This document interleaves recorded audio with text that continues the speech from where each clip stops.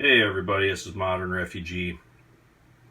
I was fortunate enough to get some cherries today, and it was kind of a perfect example of one of the things in my Modern Refugee theory about asking folks who've got fruit trees in their yards.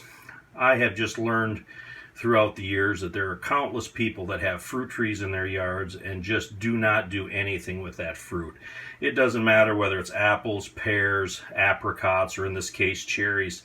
So if you're in your neighborhood and there's somebody in your neighborhood that's got a fruit tree and it's just covered with fruit and you notice nobody using that, go up and ask them if you can have some of that fruit. Tell them you're going to make some jam or you're going to can some of it or dry some of it. You'll be surprised because most people say, oh, that old thing, I just rake that fruit up and throw it out anyway. And a lot of it just goes to waste. So I found out by just going and asking, I have never ever been turned down once when I've asked, hey, can I have some of those apricots off your tree there in your backyard? I want to do something with them. It's just always it helps them not have to clean up so much fruit off their yard, and it gives you some free fruit. And this stuff right here, these guys are going to get made into cherry jam, and I'm actually going to kind of show you guys how I go about doing that. And that's another thing that I want to mention. I use Sure-Jell, and I keep a little Sure-Jell around to make jam when I run into stuff like this. It's kind of a really good deal. There's no better deal than free. But I am going to mention one thing about Sure-Jell. Sure-Jell doesn't keep real well. So it's not something that you want to, stock up 20 years worth for after the apocalypse, because I've had bad luck sometimes with Sure-Jell keeping. So I pretty much just get enough Sure-Jell, what I think I'm going to use for that season or within the next year. I don't keep it. Because there's a lot of things that you can use past the expiration date, but Sure-Jell just isn't one of them. So that's one thing. The other thing is, this time of year around me, I always keep a basket or a old ice cream pail, some type of container, because you never know when you're going to run into free berries or free fruit this time of year, and I got to have something to collect it in. And this was an old salad spinner here. I use this to pick stuff out in my garden, and I just throw it in my truck this time of year, because you never know when you're going to run into something on the side of the road, some berries to pick or whatever, and you got a little container. But anyway, when I get going here on my cherry jam making, I'll stop a few times and kind of explain what I'm doing for you guys. Stick around. Well, here's my cherries. I got my 4 cups measured out here. These cherries aren't like cherries that you get in a store. These cherries are just so juicy and so tender, you just kind of pinch them and the pit comes right out.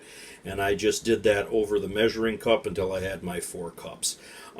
I like a fairly chunky jam, so I'm not going to bust these up too much, but I am going to puree them just a little bit with a stick blender, just to kind of break them up just a little bit. One thing when you're making jam with Sure-Jell is you have to be real exact with your measurements. If you aren't exact with your measurements, you might not get a jam that's set. So that's one thing. I don't like to double batch stuff when I'm making jam. I like to do it in single batches just to keep my product as good as it can be. And basically all you do for Sure-Jell is I'm going to take this jam this fruit right here, and I'm going to mix my Sure-Jell packet into it, which is right here, and I'm going to put that in a saucepan. I'm going to bring that up to a boil, and then after that's boiling, you're going to add your sugar to it. And I got my sugar pre-measured out here. You're going to add the sugar into it. You're going to bring it back up to a boil for exactly 1 minute, and then you're going to ladle it into your hot jars, and then it can be sealed to go in a hot water bath. I am using my local Michigan sugar here, produced right here where I live. And one thing about Sure-Jell is you don't have to worry about recipes, because every box of it comes with a little pamphlet like this. So you have several different recipes on here for the particular fruit that you're using. And this is mine right here, my sour cherry recipe. But anyway, when I got this cooking here, I'm going to kind of show you what that looks like when I mix my sugar in.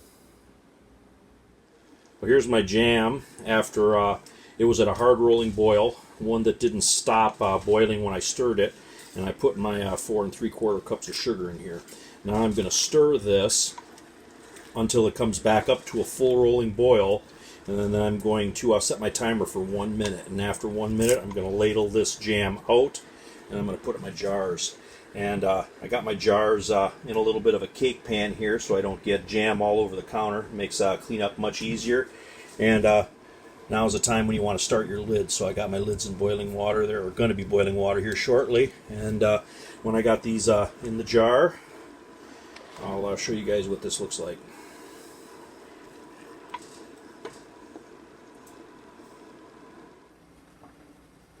And this is what the jam looks like after it's been filled in jars. As you can see, that's why I got the cake pan underneath it, so I don't get jam everywhere. But I'm actually going to take a wet paper towel now, and I'm going to wipe the top edge of those jars off really good and inside the mouth of the jar. And then I'm going to put my hot canning lid on there, and then they're going to go in a hot water bath for 10 minutes. But I'm going to seal these up, get these done, and then I'll come back to you. Here's my jars after they've been all sealed up. They're in the hot water bath. They're going to stay in here for about 10 minutes after this gets boiling just a little bit harder. When I'm done with my second batch, I'm going to come back to you guys with a little bit of a wrap-up.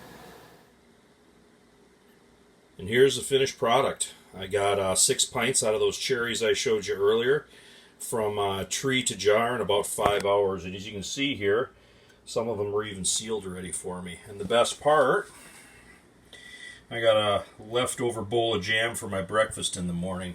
But anyway, now my flapjacks that I make out on my fire pit will have some cherry jam to go on top of them. But anyway, I appreciate all my subscribers out there. Hope you guys are getting a little information, a little entertainment out of my videos. But you guys have a good night.